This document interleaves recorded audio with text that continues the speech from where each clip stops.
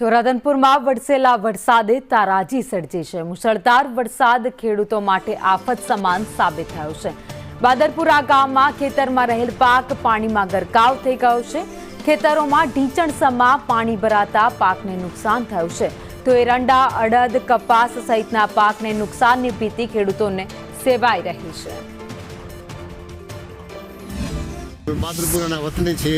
મારા કપાસનો લગભગ 4-5 એકરનો વાવેતર હતો તો સાહેબ બધો ઉડાઈ ગયો છે, પાણી ભરાઈ ગયો છે, મોટા પાયે નુકસાન છે। તો અમને સરકારને વિનંતી છે કે અમને સહાય આપવા મહેરબાની કરશો। 3 દિવસ સતત વરસાદ ખૂબ પડ્યો છે। ખેતર ભરી ગયા છે અને મારે 10 વીઘાના અડદ નિષ્ફળ ગયા છે। તો આપ સાહેબને વિનંતી કે સરકાર અમને કંઈક સહાય કરે। તે વરસાદ 3 દાડા સતત વરસાદ ચાલુ રહ્યો છે તો ખેતરમાં પાણી ભરાઈ ગયા છે। ઝાડ ઘણી બધી બુરાઈ ગઈ અને નમી પણ ગઈ છે અને ગવાર પણ આખું હાવ બુરાઈ ગયો પાણીમાં। તો સરકારને મારી વિનંતી છે કે આની સર્વે કરી રાધનપુર તાલુકામાં ગામડામાં ઘણા બધામાં મોટા પાયે અમારે નુકસાન થયું છે।